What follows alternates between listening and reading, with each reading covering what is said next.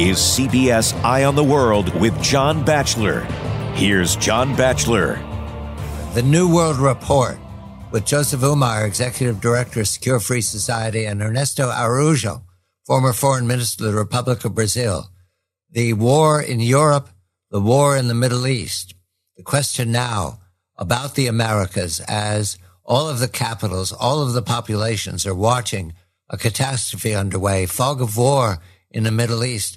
But the worst case scenario we can project on the basis of the last and the last and the last conflict. Right now, Israel has declared war on Hamas. However, there are headlines suggestive of larger conflicts ahead. The Wall Street Journal has the one that we are focusing on now. Iran helped plot attack on Israel over several weeks. The Islamic Revolutionary Guard Corps, goes the subhead, gave the final go-ahead last Monday. Not only the Iranian Revolutionary Guard Corps, but this. Iranian security officials helped plan Hamas's Saturday surprise attack and gave the green light for the assault at a meeting in Beirut last Monday, according to senior members of Hamas and Hezbollah. Beirut is the capital of the Hezbollah, the terrorist organization. And we apply ourselves right now to what we know about Hezbollah in the Americas, what we know about sympathetic voices in the Americas towards the unprovoked and murderous attack of Hamas on the state of Israel. Joseph, I begin with you because over the last years, you have been a very rich resource for understanding Hezbollah's involvement in Latin America, particularly certain states that have gone through several elections since then. But we have reason to believe that Hezbollah operates training camps or storage camps or R&R, very good relations with several capitals. What can we say about Hezbollah right now in the Americas? Good evening to you, Joseph.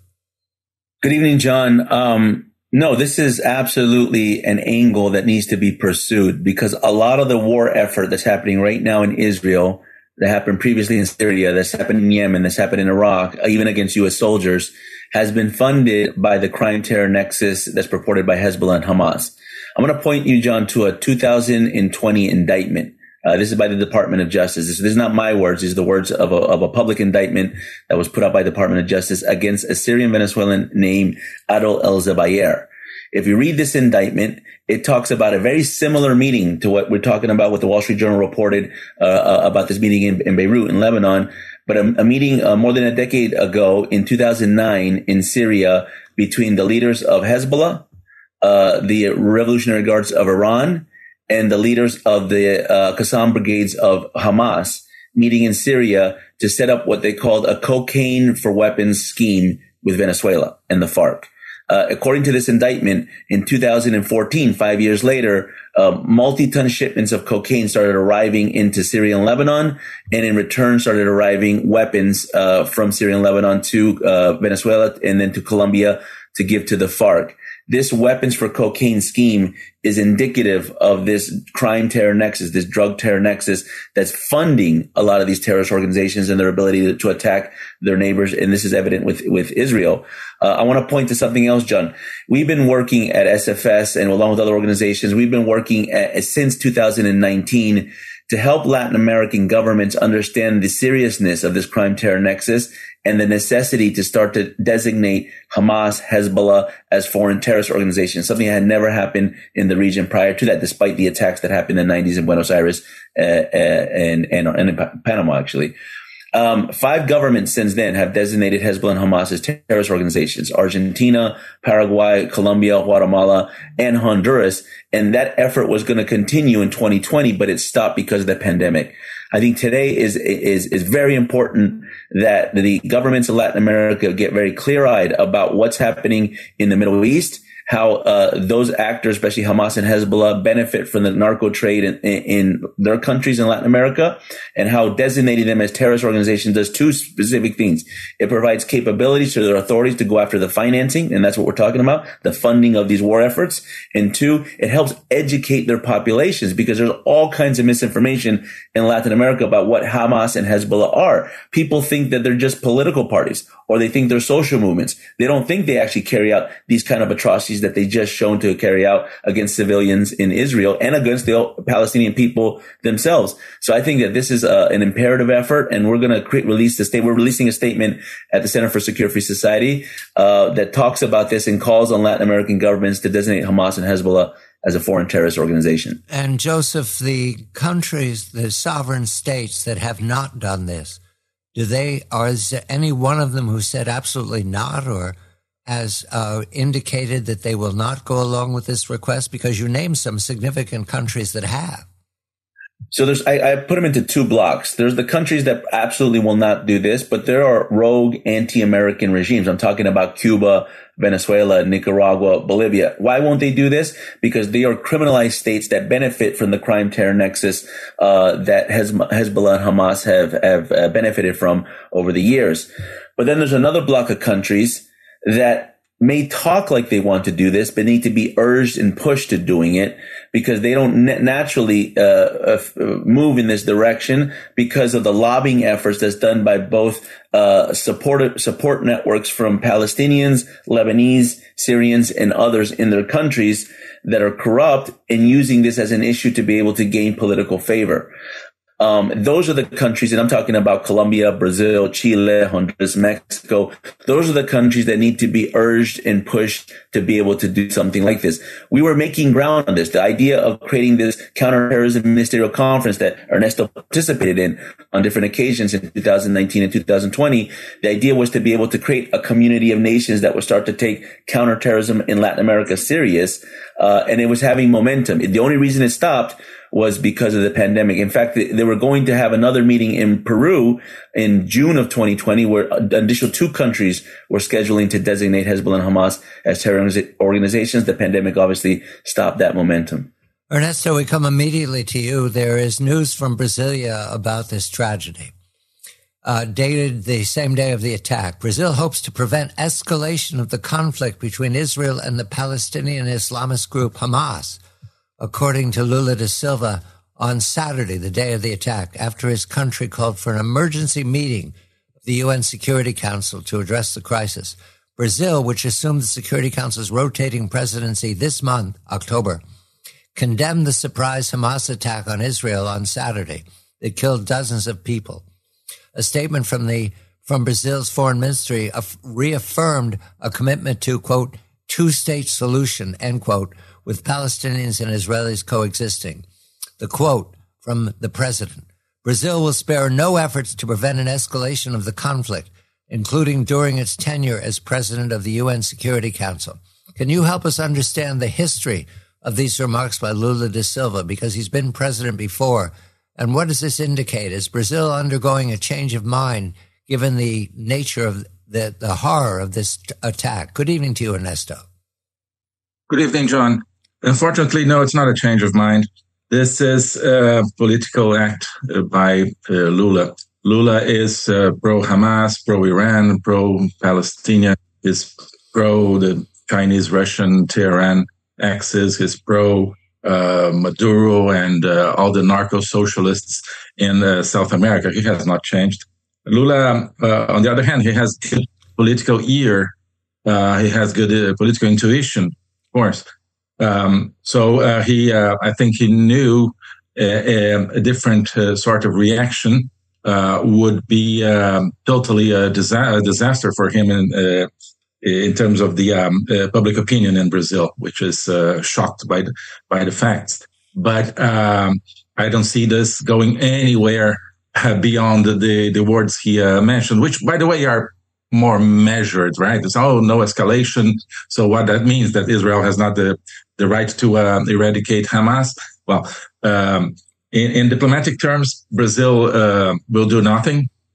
The Security Council meeting yesterday, chaired by Brazil, went nowhere. Brazil is not trying to help in really pointing bringing the blame where it belongs. Brazil, I mean, this Brazil, Lula's Brazil, will only be there for, this sort of wishy-washy kind of middle of the ground attitude. It's the Palestinians, it's the Israelis, and that would lead to nothing. So unfortunately, we see Brazil on the wrong side of everything that's good and justice in the world. There's a war out there. There's a huge chessboard, a huge theater of operations. It's not only the Middle East. Latin America is obviously part of that chessboard. Not so obviously, right? Unfortunately, but it is very deeply in the same chessboard with the events and facts that Joseph described here and many others. The interconnections between Middle Eastern terrorism, Iranian-backed terrorism, and regimes, governments, entities in Latin America. So what Brazil now does is basically to give diplomatic cover to the drugs terror nexus. Lula can speak whatever he wants, but Brazil got much, much closer to Iran during the first months of his administration. I don't see them breaking that. This reproduces the pattern of his previous administrations. The guy who runs his foreign policy, which is not the foreign minister, it's a former foreign minister, Celso Amorim, who now is a special advisor. He has deep, deep ties to Iran.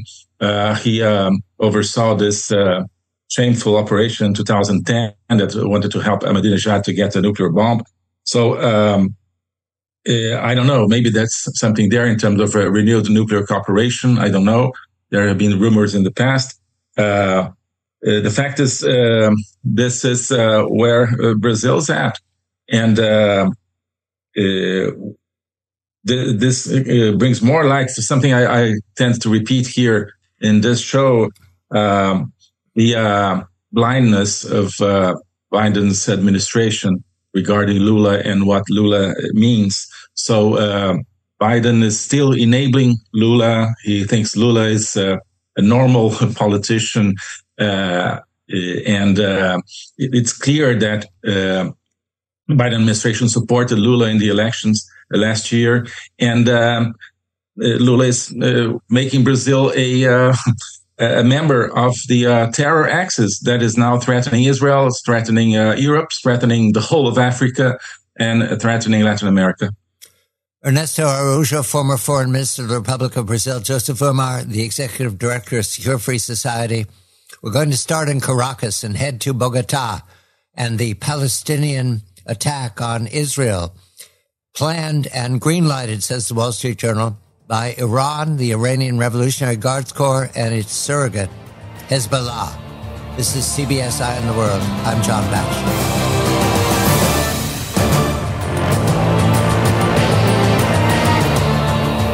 I'm John Batchelor with my colleagues, Ernesto Araujo and Joseph Humire, commenting on the war in the Middle East, along with the war in Europe, overwhelming all resources. At the same time, what does this mean for the Americas, especially because we have now a headline in the Wall Street Journal pointing to not only Hamas, but Iran, and not only Iran, but also Hezbollah, as authors, planners, green lighters of these attacks. The fog of war has descended on the Middle East, but there is clarity about the origins. And Joseph, I start with Caracas, because that is a rogue state long associated with Iran. Is it also fair to say that it's long associated with Hezbollah? And what does that mean about the immediate region, knowing these attacks? Does that mean Bogota is aware of the Hezbollah links in Caracas? Thank you, Joseph. Yeah, Caracas, the Maduro regime in Venezuela, is perhaps the biggest benefactor to Hezbollah and Hamas in all of Latin America. They are a regime that has facilitated this convergence. And when I say convergence, is the convergence of international terrorist networks, Hezbollah and Hamas, with major drug cartels in Latin America, the Mexicans, the Colombians, and obviously the Venezuelan Sons cartel, Cartel de los Soles. But with a third overlapping circle, which would be these autocratic totalitarian regimes. And that's where you come in with Tehran, Iran, and with Venezuela. So those three circles have converged to create networks that are tremendously powerful, well-funded, incapable of carrying out the type of atrocities that we're seeing in Israel. A lot of people are talking about the intelligence failures or how Israel could not be prepared. Well, the amount of money that is being pouring into these type of operations not only corrupt the influence that's happening within these countries where these terrorists operate, but in neighboring countries as well, meaning that they build networks in Israel, they build networks in Jordan to be able to corrupt the elements to carry out these type of attacks. They did it in Latin America. They obviously do it in the Middle East. And something else, John, right now, and this I think needs to be looked at and probably needs to be investigated. Right now, as we're talking, as these the bombs are raining down on Israel, the Venezuelan government is currently in Qatar. They're in the Middle East. They're in Qatar because they're supposedly negotiating. We don't know exactly what or with who, but they're negotiating basically international cooperation to get their sanctions lifted. I think this is exactly the wrong time to do this. We should learn a sharp lesson from what can happen when you negotiate with terrorists. And this is just what happened when the Biden administration released $6 billion to negotiate the release of American hostages. And I have no doubts that part of that $6 billion went to the coffers of Hezbollah, Hamas that have been used on this terrorist attack. We cannot do the same with Venezuela. And I'm putting attention to that because currently they're negotiating in Qatar, in the Middle East, the lifting of their sanctions. And Bogota, does it have a position here that needs to be illustrated? So this is interesting, John, because Bogota, Colombia is historically a counterterrorism partner for the United States worldwide. They've actually helped the United States, Israel, and others stop Hezbollah and Hamas terrorist activities in Latin America, Africa, and the Middle East because of the intelligence capabilities that the country has. They used to lead a working group, an international working group, mainly regional working group that would collaborate on counterterrorism issues, namely looking at the crime-terror nexus that benefits Hamas and Hezbollah. But under Gustavo Petro, this is different. He's an ally of Maduro. He's an ally of Iran. And his statements in the last 24 hours have been the worst statements of any democratic nation state in Latin America, basically talking about the Israeli occupation in Palestine as the Hamas was bombing the Israeli people. That's like most governments in Latin America, even if they're sympathetic to the Palestinian cause, they're very, very cautious in how they're going to make their official public statements today. Not Gustavo Petro. It grew criticism from the Israeli ambassador in Bogota, but really he should be condemned for these statements that he's been making at the most inopportune time. Ernesto Araujo and Joseph Humire for the New World Report. We'll look at more capitals and their response or non-response to the tragedy in the Middle East. This is CBS Eye on the World. I'm John Batchelor. You're listening to CBS Eye on the World with John Batchelor.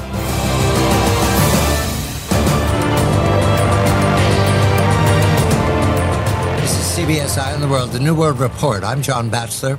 Ernesto Araujo, former Foreign Minister of the Republic of Brazil, and Joseph Humire, the Executive Director of Secure Free Society, examining the capitals of the Americas and their response or non-response to the tragedy in the Middle East these last days and their history with bad actors, now named by the Wall Street Journal as part of the planning, funding, and green lighting. I'm thinking of the Iranian Revolutionary Guards Corps, the IRGC, also Hezbollah, its surrogate in Beirut, said to be in on the planning and execution of these murder attacks. Ernesto, I ask you about Chile, and I have this from Arab News. In Chile, where an estimated 500,000 Palestinians and their descendants live, making up the largest community in a diaspora outside the Middle East, community leaders were dissatisfied with the statement released by Foreign Minister Alberto Van Cleveren in these last hours. Van Cleveren said in part, "We are following with great concern the terrorist attack against Israel and expressed solidarity with the victims and their relatives." He went on to say, "We condemn the use of violence and demand its immediate stop. We keep our commitment to the peace process between Israel and Palestine." That seems unobjectionable at this point, but it is very much objected to by Chile. Is Chile a state that's in between? Is Chile a state that's dominated by 500,000 Palestinians? Thank you, Ernesto. So, John, Chile is very divided politically, and they have a strong, let's say, pro-Western tradition and a strong pro-Western and pro-democracy opposition to Gabriel Boric's government, which by tendency would be much more pro-totalitarian. So I think that's what helps to explain this balanced but, let's say, condemning terrorism, this statement by the Chilean foreign minister. Of course, anything that puts the blame on the Palestinians would be not well received by the Palestinian community in Chile. But I think Chile's position can be explained by that sort of a balance inside the country between different forces, which is already sad to see, because Chile was for a long time the most pro-Western and not by coincidence the most economically successful country in South America. And now on the board, they are much more like Lula. Okay, we condemn terrorism, but actually we don't condemn it that much. They have to step carefully. I mean, maybe this would be different in the past. But what concerns me as a Brazilian is that we don't have that same sort of political balance in Brazil. All the institutions in Brazil are taken by the Lula regime, by the anti-Western, pro-totalitarian tendencies. Media is, mainstream media is totally on the side of Lula's government. So what happens in Brazil and what can balance that totalitarian friendship of Lula is, and his bringing Brazil into the totalitarian bloc, is the public opinion. And that's, I think, in the case of Brazil, like I said, the explanation for Lula's position. But I mean, Chile's stance, it's an encouragement, I think, for countries that have struggled with narco-socialism in the past and now see a country that brought to power a president linked to narco-socialism, but that needs to keep at least one foot on the democratic West. Joseph, I'll come to you about Argentina and undergoing an election process right now. Very difficult to judge a country where the vote is near at hand and there's some sharp differences between the candidates. We do have this from Arab News. Significant Jewish and Palestinian communities live in Argentina. President Alberto Fernandez, who is not running for re-election, condemned, quote, the brutal terrorist attack perpetrated by Hamas. He said he talked to Israeli President Isaac Herzog, repeated a couple of times that it was a terrorist act. Argentinian Finance Minister Sergio Massa, who is a major figure for election, running for president, also expressed solidarity with Israel and repudiated the terrorist aggression waged by Hamas. He used the word terrorist. There are two other candidates of note, Milei and Boric. However, I come to you on the irony here. Argentina is the one country in all of the Americas, I've learned these last years, to associate closest with the Hezbollah, with Iran, with bad actors, some of whom have led to the assassination of a prosecutor into the terror bombings of the late 20th century. And now we have what appear to be, what you'd have to say, unrestrained condemnation of Hamas. How to interpret this, Joseph? Yeah, John. So, Argentina has two messages, right? One's a very public message and the other's a very private message. Publicly, they do condemn Hamas for the attacks that was expressed by the president, Alberto Fernandez, his ministers. You mentioned this, John. But privately, they do nothing to go after the Hamas and Hezbollah networks that still permeate in Argentina, even these 25 plus years after the AMLO terrorist attacks in 1994. In fact, the previous government to Alberto Fernandez, the Macri government in Argentina, was the first government in the history of Latin America to create a terrorist registry, a designation on Hezbollah and Hamas in their country. The current government, the Alberto Fernandez government, did nothing to take that registry and operationalize it, to go after the networks that operate inside their country and even around surrounding territories. It's always very convenient when something like this happens for them to try to whitewash their record at basically giving impunity to Iran and Hezbollah for carrying out terrorist attacks in their country.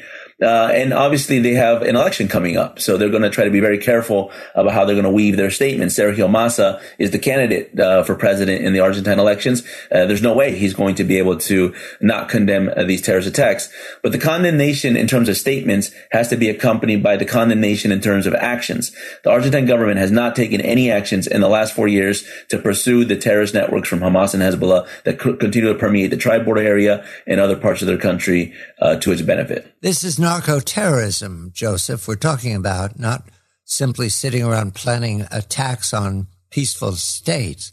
And narco-terrorism is very much part of the income of many countries, not just Argentina, but I believe it was last year we went through that strange episode of an airliner that landed in Buenos Aires and was not permitted to leave for some weeks, and detention of the pilot and other members of the crew who are associated with the IRGC.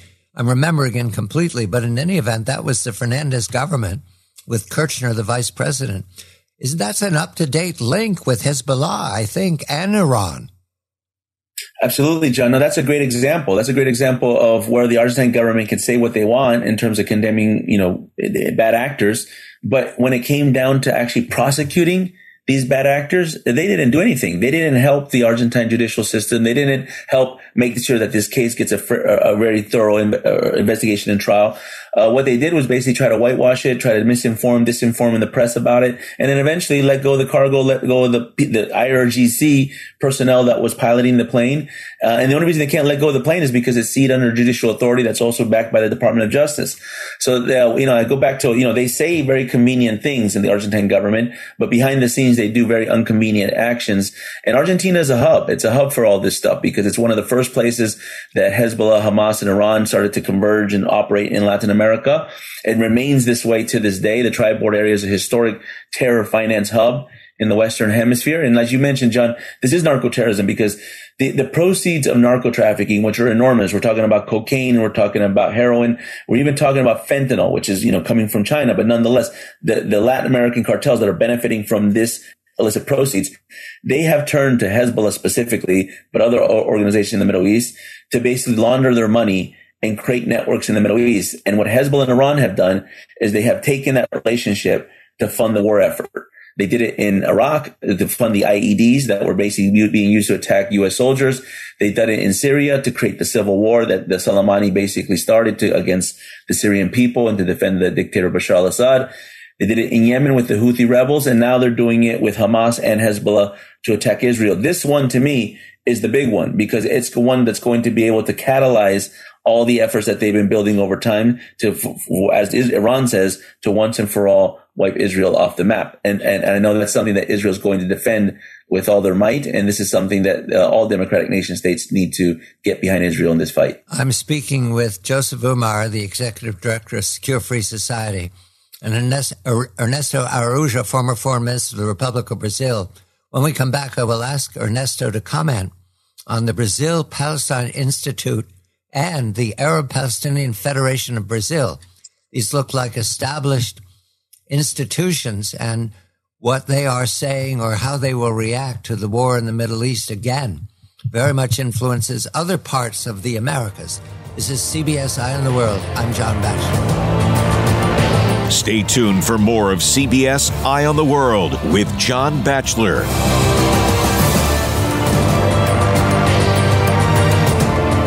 This is the New World Report with my colleagues Ernesto Araujo and Joseph Humire.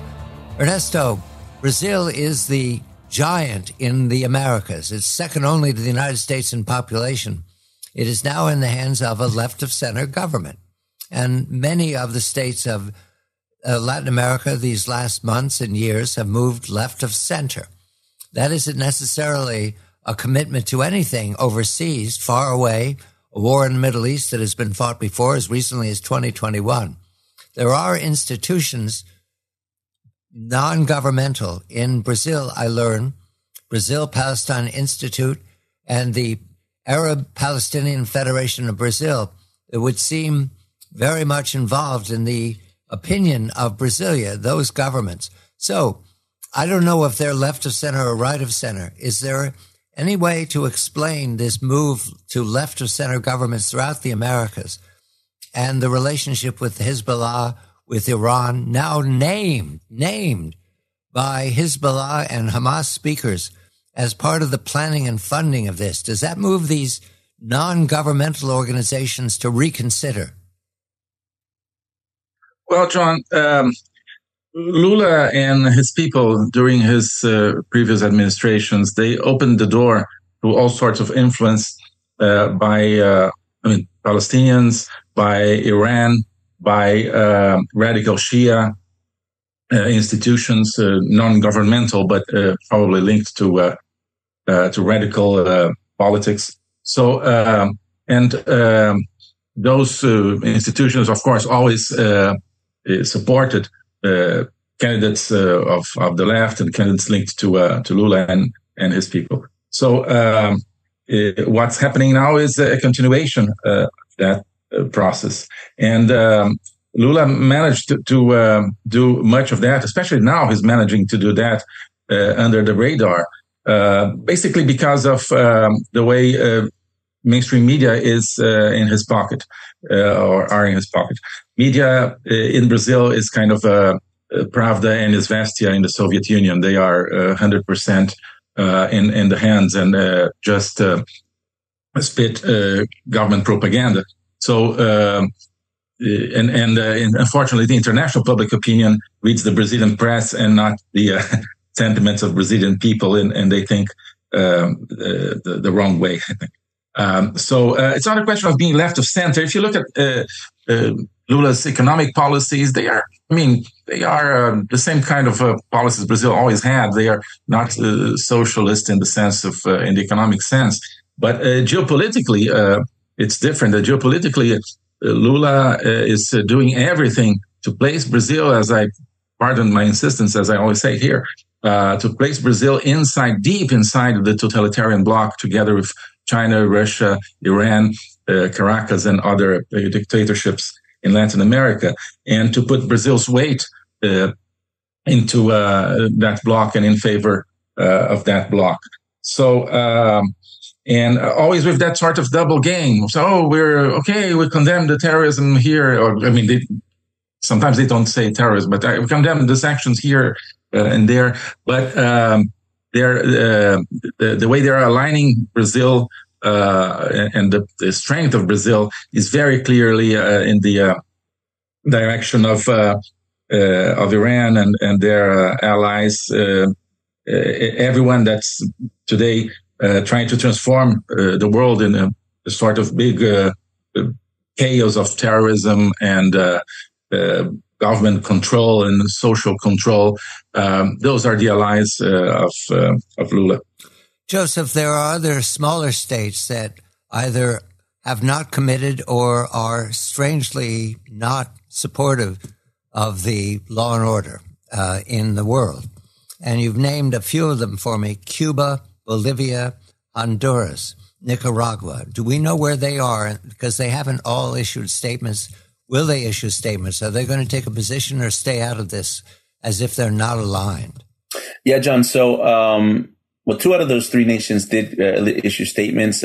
Cuba and Bolivia both issued statements that basically pointed towards the Free Palestine cause and didn't condemn the acts on Hamas and against Israel. Nicaragua, I'm not sure about, but one thing that we have noticed is oftentimes they'll release statements through their foreign ministries, but the presidents will not comment on this and not draw attention. In the case of Bolivia, for instance, the foreign ministry issued a statement, very ambivalent, but then Evo Morales, who's the former president, issued a much more radical statement, which, he has a much bigger social media following. But these kind of leftist progressive governments in Latin America, they just had a meeting recently, not too long ago, on September 29th through October 1st. It's called the Grupo Puebla, and they met near Mexico City, and basically they issued a declaration, a statement after their meeting. I'm going to read one sentence in that declaration because I think it's very telling of how this conflict is getting international support from the international left, and then it actually hints at where other conflicts may erupt in the future. This is from the declaration on October 1st by the Grupo de Puebla, which is a collection of progressive leftist governments in Latin America. They say that they will express their solidarity with the Palestinian people and the Sahrawi people to reaffirm their commitment to the Palestinian territories and the Democratic Arab Republic of the Sahrawi in the Western Sahara. So they put that in this statement, and this is consistent with a lot of things they do in previous meetings, because they're trying to create a narrative that the real issue here is the Israeli occupation and the Israeli repression of the Palestinian people, the same way they're trying to do with the Western Sahara in Morocco. So that, to me, shows this level of disinformation that I think we need to pay attention to, because that's how they will be able to blur the waters when this conversation comes up in places like the United Nations and other multilateral fora. Mexico, Joseph. We have two headlines from Reuters suggestive that Mexico City is deeply involved in what is going on in Gaza and looking to be responsible towards its citizens. One, Mexico deploys planes to Israel to return nationals. Mexican army carrying out a humanitarian flight. Two Mexican citizens believed to have been taken hostage by Hamas. A Mexican woman and a man are believed to be taken hostage in Gaza in these last days. This is from Mexico's foreign minister. Now, there's an election process underway. AMLO is extremely powerful and extremely popular. Is there any angle here that we need to understand about Mexico? My presumption is that it stands with the United States on this matter, but I don't know. So this is very interesting, John, because this kind of juxtaposes a little bit what we talked about with Argentina. The Mexican Foreign Ministry released a statement that was, generally well worded, condemning the attacks, condemning Hamas. However, specific key figures in the Mexican government, including its foreign minister, but also what could be maybe considered the front runner for the Mexican presidential election next year, Claudia Sheinbaum, as of right now, have not released a statement yet. And in fact, the opposition candidate from the PAN political party was very astutely called her out on this. Xochitl Gálvez, who's the presidential candidate from the PAN political party, the opposition to the government, basically said, I call on you, Claudia Sheinbaum, to join me in condemning these attacks and to help provide support to Israel so that we can rescue the Mexican nationals that have been captured in this atrocity. So that was very smart of her, because the ambiguity that certain political figures in Mexico have towards what's happening in Israel is driven because of the relationship that Morena and the Mexican government have with Iran and others. Joseph Humire, Executive Director, Secure Free Society. Look for more information on the Secure Free Society website. Ernesto Araujo, former Foreign Minister of the Republic of Brazil. This is the New World Report. I'm John Batchelor. You're listening to CBS Eye on the World with John Batchelor.